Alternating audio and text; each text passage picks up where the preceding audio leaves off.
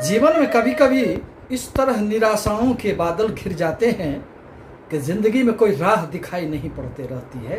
यह बातें पूर्णतः मिथुन राशि एवं मिथुन लग्न के व्यक्तियों के साथ घटित हो रही है, क्योंकि शनि के ढैया के प्रभाव के कारण उनके जीवन में सब कुछ सही नहीं चल रहा है।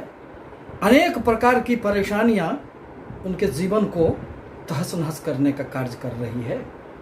परंतु 20 नवंबर 2020 को देवगुरु बृहस्पति का राशि परिवर्तन होने जा रहा है और वह अब धनु राशि को छोड़कर मकर राशि में प्रवेश करेंगे।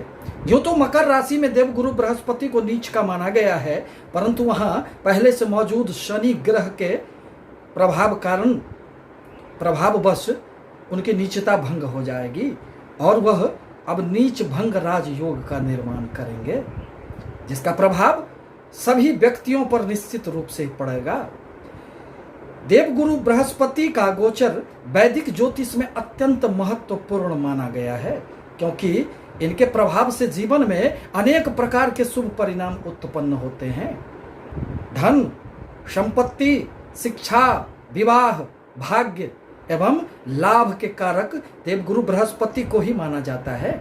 यदि किसी कुंडली में देवगुरु की अच्छी स्थिति हुई तो फिर व्यक्ति को जीवन में अनायास ही सारी सफलताएं, सारी खुशियां प्राप्त हो जाती है। परंतु यदि देवगुरु की अच्छी स्थिति न हुई तो जीवन में अनेक प्रकार के संघर्षों का सामना उसे करना पड़ता है। इसलिए कहा भी गया है कि किंग कुर्वन्ति सर्वग्रह यस्य केंद्रे बृहस्पति। यदि केंद्र में त्रिकोण में अच्छे स्थितियों में बृहस्पति बैठे हुए हों तो फिर उस व्यक्ति को जीवन में अनेक प्रकार की सफलताएं प्राप्त हो जाती है। अब जहां तक शनि देव का प्रश्न है तो मिथुन राशि के अष्टम भाव में शनि देव का संचरण हो रहा है, जहां देवगुरु भी प्रवेश करेंगे। शनि देव न्याय के देवता माने जाते हैं और आपके अच्छे कर्मों का फल अच्छे प्राप्त होते हैं एवं बुरे कर्मों का फल निश्चित रूप से आपको शनि के प्रभाव से भुगतना पड़ता है। यह तो किसी भी व्यक्तियों के साथ अन्याय नहीं होने देते हैं, परंतु राहु की तरह शनि देव कभी भी भ्रम पैदा करने का कार्य नहीं करते हैं। यह जीवन को सच्चाई से जोड़ने का कार्य करते हैं।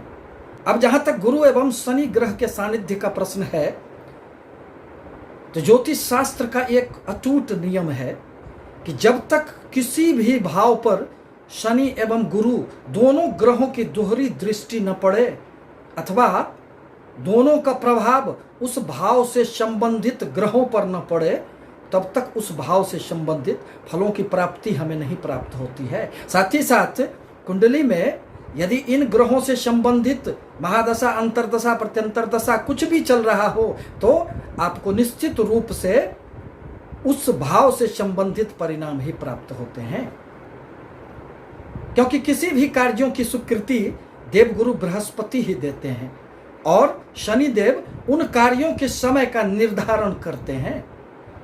अतः दोनों का सम्मिलित प्रभाव उस भाव से संबंधित फलों का हमेशा ही प्राप्ति की ओर हमें इशारा करने का कार्य करता है।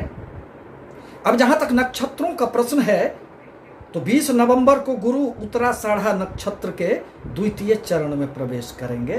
उत्तराषाढ़ा नक्षत्र के प्रथम चरण धनु राशि में एवं 3 अन्य चरण मकर राशि में पड़ते हैं। इस नक्षत्र के स्वामी सूर्य को माना गया है। अतः यदि आपके कुंडली में सूर्य की अच्छी स्थिति हुई तो इस अवधि में आपको निश्चित रूप से मान सम्मान, यश, प्रतिष्ठा की प्राप्ति भी होंगे। अब जहां तक मिथुन राशि अथवा मिथुन लग्न का प्रश्न है तो मिथुन राशि के व्यक्ति यूं तो अपनी बुद्धिमत्ता, निर्णय लेने के कारण जीवन में हमेशा ही संघर्षों से किनारे कर लेते हैं।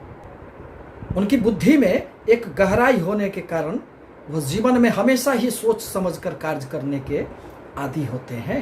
अतः बहुत अधिक परेशानियों में वह नहीं घिरते हैं, परंतु आपके अष्टम भाव में इन दोनों ग्रहों के प्रभाववश इस अवधि में अनेक प्रकार के शुभ एवं अशुभ परिणाम दोनों तरह के प्राप्त होंगे। स्वास्थ्य से संबंधित किसी भी प्रकार की यदि आप परेशानियां झेल रहे थे तो अब आपको उससे निश्चित रूप से मुक्ति मिलेंगे। ससुराल पक्ष से भी आपको इस अवधि में लाभ प्राप्त होंगे। आकस्मिक लाभ की संभावनाएं हमेशा ही बनी हुई रहेगी एवं पूर्ण भी होंगे, क्योंकि अष्टम भाव हमेशा ही आकस्मिक फल देने का कार्य करता है। पैतृक संपत्ति का आपको इस अवधि में लाभ मिलेगा। यदि किसी भी प्रकार के पैतृक संपत्ति में कोई विवाद चल रहा था तो वह विवाद भी सुलझ जाएंगे और उसका निर्णय निश्चित रूप से आपके ही पक्ष में होगा। गूढ़ विषयों एवं अनुसंधान कार्य के क्षेत्र में जुड़े हुए लोगों को इस अवधि में खूब सफलताएं प्राप्त होगी। विदेशों से आपको इस अवधि में संपर्क स्थापित होंगे, जिससे आपको भरपूर लाभ की संभावनाएं बनेंगी। मन में अब एक स्थिरता का भाव जागृत होगा। साथ ही साथ हर प्रकार के मानसिक अशांति से भी आपको अब मुक्ति मिल जाएगी। अब जहां तक धन कुटुंब वाणी स्थान पर दोनों ग्रहों के सम्मिलित प्रभाव का प्रश्न है, तो इस अवधि में आपको खूब धन लाभ होगा एवं धन के संचय भी करने में आप समर्थ होंगे। साथ ही साथ कुटुंबों के साथ यदि किसी भी प्रकार की मतभेद उत्पन्न हो गए थे तो उसमें भी वह मतभेद अब आपके दूर हो जाएंगे। गीत संगीत से जुड़े हुए कलाकारों को इस अवधि में खूब यश प्रतिष्ठा मान सम्मान की प्राप्ति होंगे। इस अवधि में आपकी वाणी में एक चुंबकत्व आकर्षण शक्ति पैदा होगा, जिसके प्रभाव से आप अपने जीवन के रुके हुए अनेक कार्यों को पूर्ण कर लेंगे।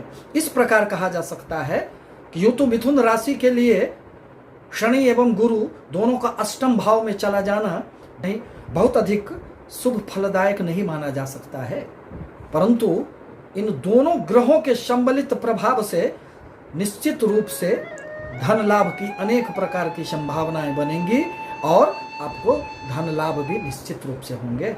आपसे निवेदन है कि हमारे चैनल को लाइक करें, सब्सक्राइब करें, ताकि मैं अपने विचारों से आपको अवगत कराता रहूं। धन्यवाद।